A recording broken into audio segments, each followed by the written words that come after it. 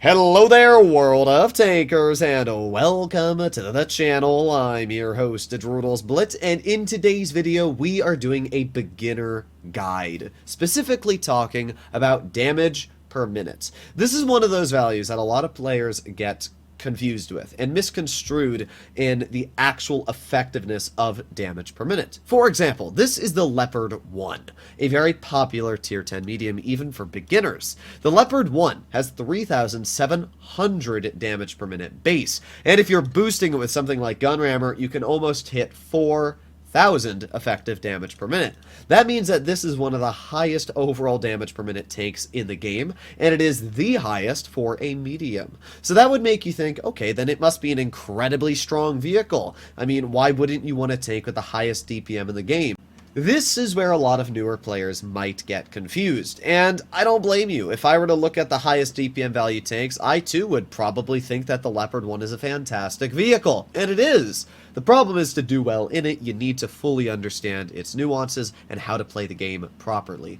For example, the gun is incredible on this tank. It features not only the most accurate gun in tier 10, but it has the DPM, fantastic aiming time, and even alpha to get the job done. So what's the problem? Well, first of all, with only a 5.89 second reload, it means to deal the 4,000 damage per minute this vehicle can acquire, you have to constantly be poking and showing your turret and hull to shoot opponents. And when you're doing that, you're obviously going to be a target for people to shoot at. The Leopard 1 only has 52 millimeters of frontal turret armor. So essentially, when you're poking, everybody is going to pen you. And this is not a small tank. It's very easy to hit with high explosive, especially vehicles like the 183 that have 1,200 damage on its Hess shot.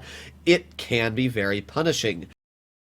The other thing you need to keep in mind about driving a vehicle like the Leopard 1 is with that very poor turret armor, you are going to be fighting other tanks that, sure, might not have your accuracy or DPM, heck, even mobility, but what they do have is armor, especially when put into a hull-down position. If you're on any map that requires gun depression, a vehicle like an STB will punish you every time you poke. And even if you have more DPM, it's not going to matter if you can't penetrate the enemy because it has much better armor. And this is the case for a lot of mediums. We got the STB-1, the E50M turret is absolutely incredible, the T22 medium, the M48 Patton, the M60, the Kampfpanzer 50 ton, then you move your way over to like the T62A, and then we also aren't even talking about autoloaders and how sure they might again have less DPM, but they can dump numerous amounts of shells into you in a quick time.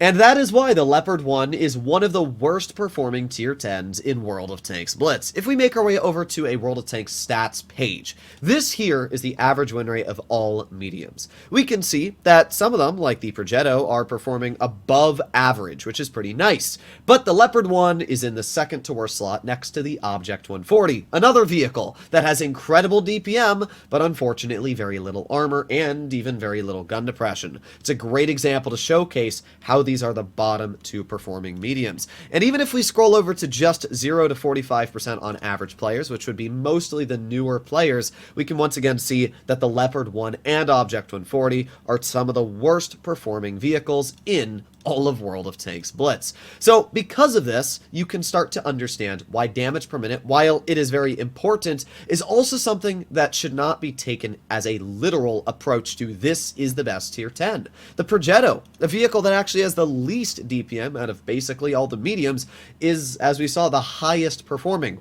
And if you start to understand how autoloaders and auto-reloaders work, it'll make a lot of sense. For example, the Progetto can store 3 shells, and these 3 shells can be dumped over a total time of 6 seconds. So you can deal 1,050 damage in 6 seconds. After that, you are on a decreased level of DPM, sitting at around 2,900. It's still a solid amount, but you need to keep in mind that you have all this damage stored. So if somebody tries to rush you, you can dump them for 1,050 back in the cover, and by the time they get to you, you've already got maybe 1 or even 2 shells in your vehicle. This is why the Progetto is fantastic. And the same can be said for damage per shot. This is the FE2 and 5B183. It is the most popular tier 10 in the game. And it's literally for one reason. It's the fact that the vehicle features the highest damage per shot. It deals 950 damage with a single penetrating AP shell and 1,210 with a single penetrating HESH. That's incredible, right? It's even got 2,900 DPM. The problem is you're not looking at the fact that it has the worst accuracy in tier 10. It's terrible. Its aiming time is also absolutely atrocious, and the vehicle has the worst camouflage values. It has terrible mobility and absolutely no armor. While the vehicle may feature incredible damage output, we can see that for average damage of tank destroyers, the FE2 5P183 is the second worst. That means every other tier 10 tank destroyer is getting out more damage than a vehicle that has the highest damage per shot in the game. It's a great example of why the vehicle really just isn't all that impressive. And if you look at average win rate, the FE2 5B183 is the worst performing tier 10 in the game. So there's really not much of a reason why you'd ever want the 183, apart from the fact that it has huge chunks of damage. But again, just because something hits really hard does not mean it's a good vehicle. You have to sacrifice so much to get this alpha damage that in reality you're creating a rather unenjoyable experience for most of the games you play, where occasionally you might get one or two fun battles. My advice, especially if you're a newer player, is to pick a vehicle that is more of a jack of all trades. Why only go for one value when you can disperse a lot of values evenly? For example, this is the T-62A, a Soviet tier 10 tech tree medium.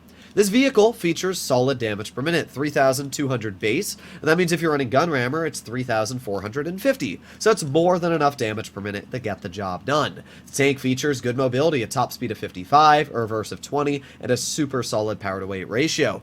And in terms of armor, the vehicle's turret is 255 millimeters thick, essentially meaning that as long as you're not showing your hull, you're going to get a lot of bounces on the turret, and even if you do show the hull armor, it's still around 250 to 80 millimeters effective just on flat ground if you're angling it, and if you're hull down with the pretty solid 7 degrees of gun depression this vehicle has, you are going to be nearly impervious to opponents up against you. This creates a very enjoyable playstyle. It gives you a vehicle that has high DPM, nice damage per shot, good mobility, and even solid armor. Plus, the line itself is one of the easiest for a beginner to grind. Getting to the 62A, you're going to start off all the way at the T34. It's a fairly basic medium. I can't say there's anything too special about it, but it'll get the job done. Then you move over to the T3485. This is a pretty solid vehicle. It's got decent DPM at 1700 and a pretty nice alpha of 200. Especially because it is only a tier 6. Moving on to the T43, this is definitely the stinker of the line in my opinion.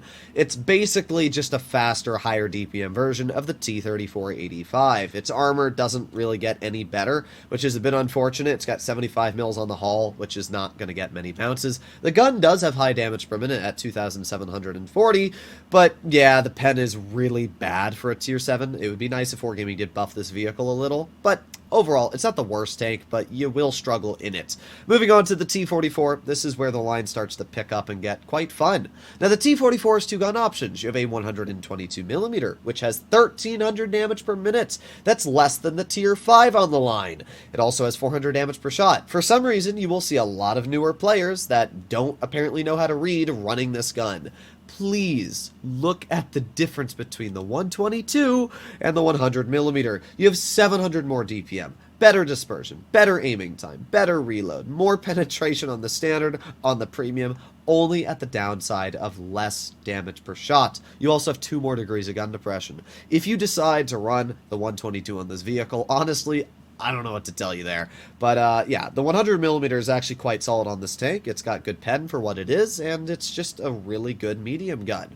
Moving on, you have the T54. This vehicle has 2 solid gun options. The problem is the better gun option grinds to the Object 140, which is not a good beginner vehicle. It's actually the worst performing tank, right up there next to the Leopard 1. So even though this gun looks enticing, I would still recommend to get this gun, which grinds to the T62A. It still has solid DPM at 2,800. It's got pretty good standard pen, and it's got enough damage per minute to get the job done paired with everything else, so it's still pretty dang solid. And once you get to the T62A, obviously, it's, I mean, you've already gotten it, so there's not much to say at that point. This basic advice is the same for any tier 10. If you see a vehicle like the Object 263, which has 4,000 damage per minute, and you're thinking, wow, it's got DPM, oh, and it reaches a top speed of 50, oh, and it's got incredible hull armor, it must be amazing. I mean, sure, if you're a good player, it's great, but it's the worst performing TD right now. Why? Because the vehicle has 4 degrees of gun depression, and any tank that has 4 degrees is going to do terrible.